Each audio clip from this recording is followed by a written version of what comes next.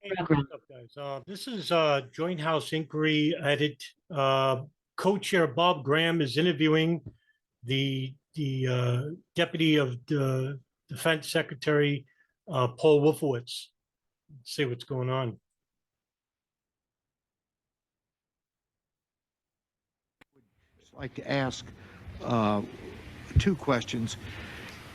Mr. Wolfowitz, you said in your prepared statement that our goal should be to drain the swamp of terrorists and that the primary method of doing so was going to be to win on the offensive, that is, to go after the terrorists, not play defense. In a previous hearing, we had high officials in the intelligence community, when asked the question, what was the biggest mistake that we made in the 1990s relative to Al-Qaeda, answer the failure to aggressively assault the training camps of Al-Qaeda, which at one time were producing on average 100 terrorists per week, who then were subsequently placed around the world, including, as we know, in the United States. In light of that, I've been surprised that our current... So I just want to bring up an issue regarding the training camps. And there's a number of training camps that were operating in Afghanistan and Pakistan. Some of them are Kandahar, the Al-Masada camp, which is originally, Al-Masada is called the Lion's Den from the Arabic. And this was the first Arab training camp that was built with permission from Abdul Rasul Sayyaf, the leader of the Ittihadi army in Pakistan, and is a very one of the most powerful warlords during the Afghan Soviet invasion. And that's where bin Laden created Al-Qaeda from, the Al-Masada camp. You have Al-Sada, Al-Farouk, Tanak Farms, the Al-Matar complex, Ainak, Darunta, Al-Ghuraba, the Malik Military Center, Jihad Wal, one of the very first training camps built, Al-Sadiq, Khaldean training camp, where a number of the 9/11 hijackers went to, the Lakshar-e-Taiba, Omar Saif, the Khalid bin Walid, and the Manshura Jihad. So there were a number of these training camps that were operating throughout Afghanistan and Pakistan that had thousands of Arab fundamentalists from the Salafi background, and they went from there to their home countries, whether it be in Southeast Asia, like countries like Indonesia and the Philippines, or back to the West, the United States, you have Great Britain, France, Germany. And a lot of these individuals participated in terrorist attacks like the 1993 World Trade Center bombing, were involved with the Bajinka plot, that were involved with the 1998 East Africa embassy bombings, and of course, the 9/11 attacks, and another terrorist attack, the second most deadliest terrorist attack by Al-Qaeda affiliates in the world, which is the 2002 Bali bombings. So you have a number of these individuals that went to these camps that committed these terrorist attacks throughout the world. And on top of this, you have the intelligence community, United States, Saudi Arabia, Israel, Great Britain, Germany, France, Italy. A lot of these countries collected data pertaining to these camps. I mean, these camps were watched by every agency known to man, and their phone calls were heard by the signals intelligence services, like the GCHQ in Great Britain or the NSA in the United States. So it's not like they didn't have information regarding these individuals. They were awash in it, but did they act on it? That's the question. So let's go back. Current war on terrorism has not, at least apparently, targeted the training camps where the current generation of, or the next generation of terrorists, and I'm speaking specifically the training camps outside of Afghanistan, are producing. The next group that will likely be equipped to attack us. Is that based on intelligence that the community is getting to the effect that the training camps are not as significant today as they were 4 or 5 years ago?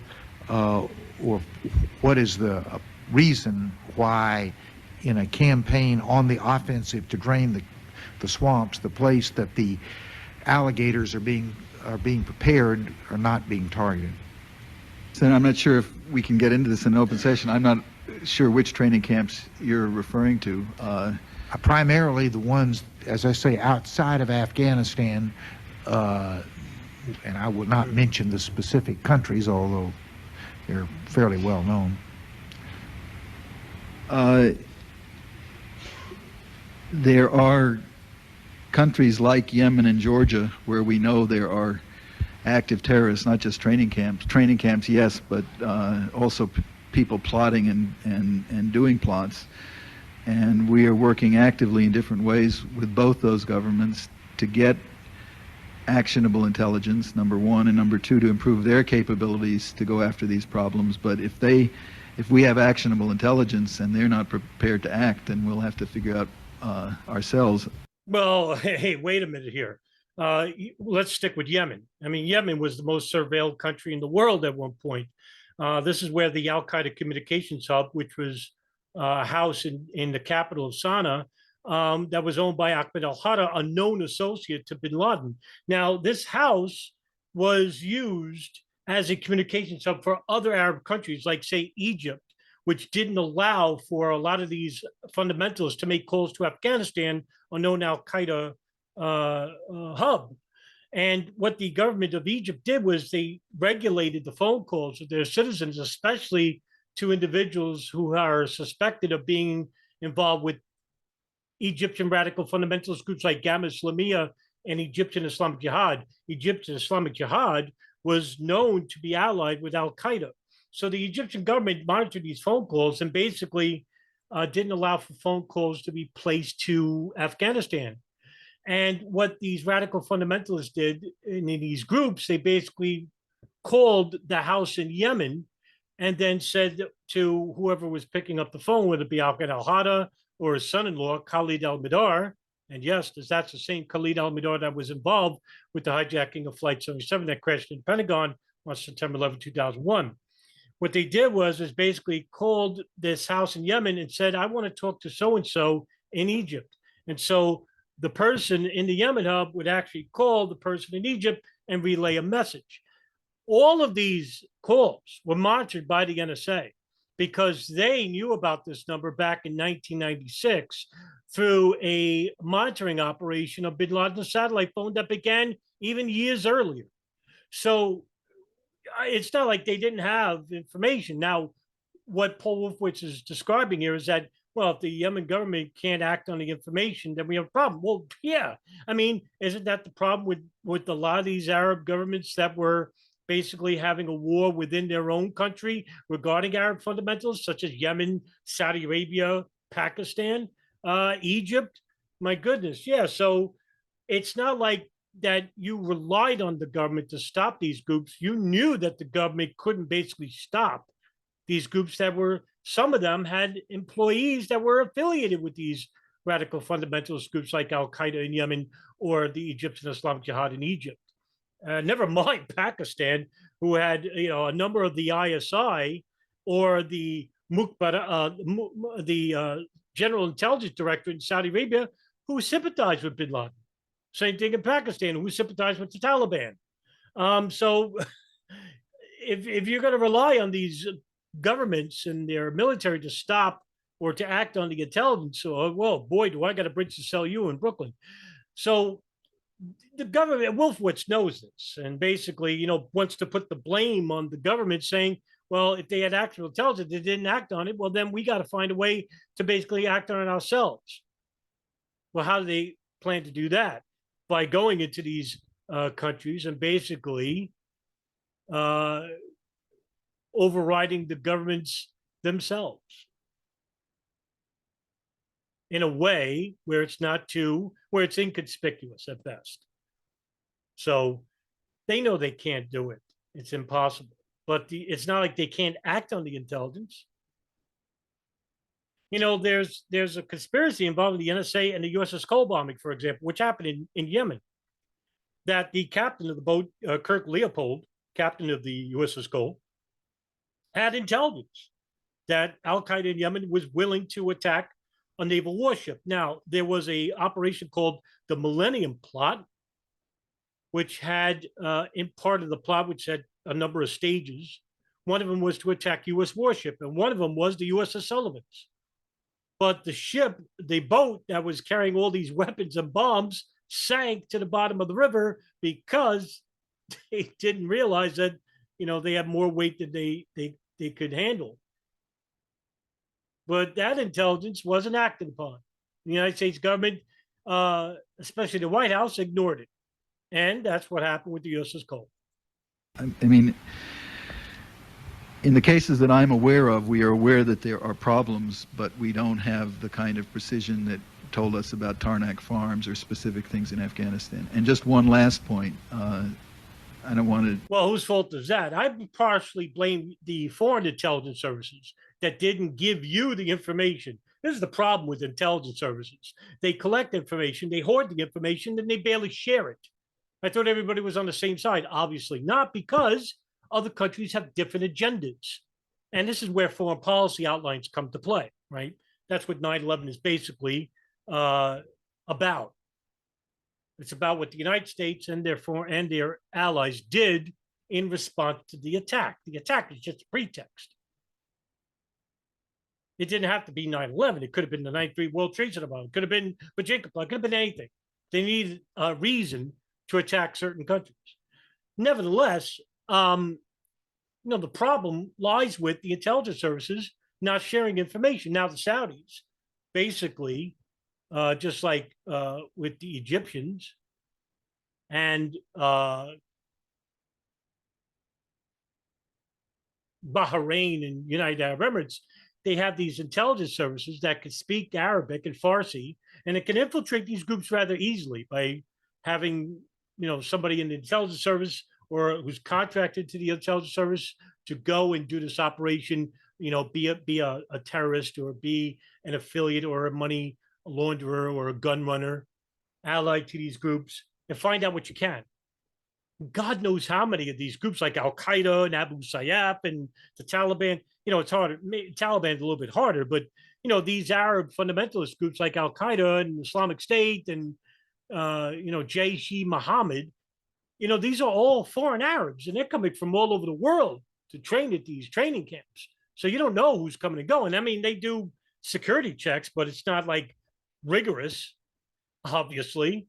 So you get these foreign intelligence services that go and infiltrate these groups, but do they share with the FBI? Do they share with the CIA? Do they share with any other agency? No, obviously not. Get an argument with the people who talked to you earlier about training camps, but it does seem to me that even worse than the training camps was the training that took place here in the United States and the planning that took place in Germany. The donkeys, if we can call them that took over the airplanes may have been trained in Afghanistan. The pilots were clearly trained elsewhere.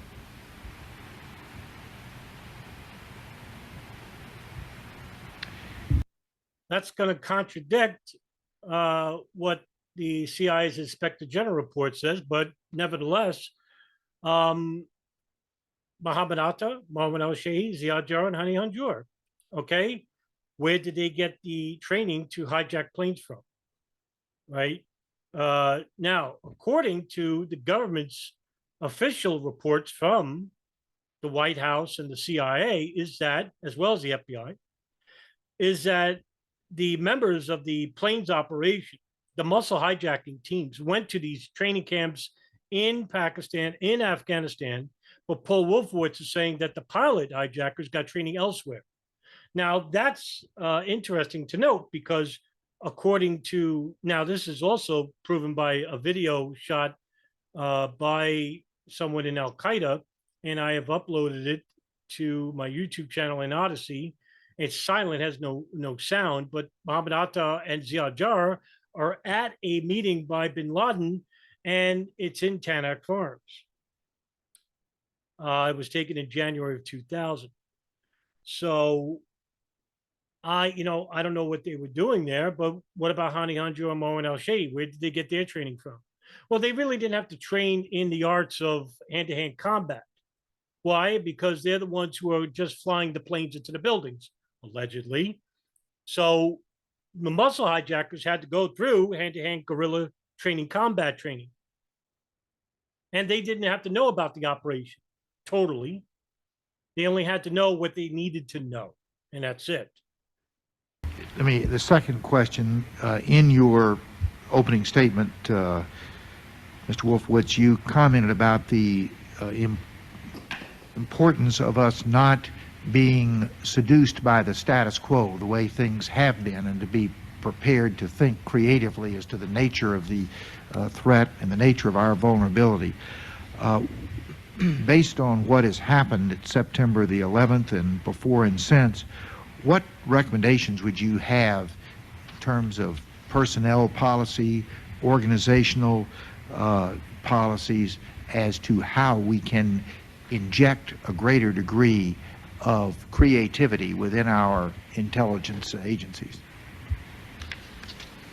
Well, some of the things that we've done already are in fact enumerated in my statement. I do think organizationally from within the Department of Defense, we believe very strongly that having this single focal point for intelligence, the Undersecretary of Defense for Intelligence, would contribute enormously to dealing with two problems. One is breaking down compartmentation within the department, and number two, giving the Director of Central Intelligence a focal point that he can go to solve problems when they occur. With respect to the issue about culture, I think there are a lot of things that come to mind, but I can't think of anything that would be more important than finding ways to reward those lone voices that do dissent, to perhaps send back intelligence estimates that have no footnotes in them, and to praise the ones that come forward that indicate with some clarity what we know and what we don't know and what we may not even be aware that we don't know.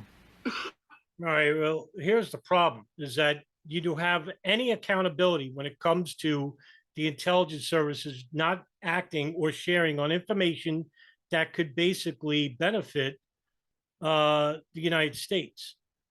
So, for example, 9/11 is the best example of all. You had pre-intelligence, a lot of it, that basically, according to a number of whistleblowers, some I've interviewed on the show, The Darkened Hour, where if they acted on the information, 9/11 could have been prevented. Thomas Drake, basically the former senior executive of the NSA, basically said that the NSA had collected, which was the leading agency in collecting data, because they had the tap on bin Laden's satellite phone, which was used by other al-Qaeda higher-ups, and the house in Yemen. God knows what's on those calls. Well, that no one's asking about what's on those calls. In fact, I'm one of the very few people, along with Paul Thompson and Kevin Fenton and Raina Loshilsky, who basically are calling for a release of those phone calls, which will never happen because that'll make or break the whole case. So the NSA, for example, didn't share information with the CIA. So the CIA can't act on the information from the NSA. The CIA basically has information that didn't share with the NSA or the FBI. So those agencies basically couldn't act on the information. So what do they do? Why are they hoarding this information? That's the question, right? Because if we can answer those questions about why the CIA, why the NSA didn't share this information, then we can partially answer some of the questions relating to why the 9/11 attacks happened in the first place.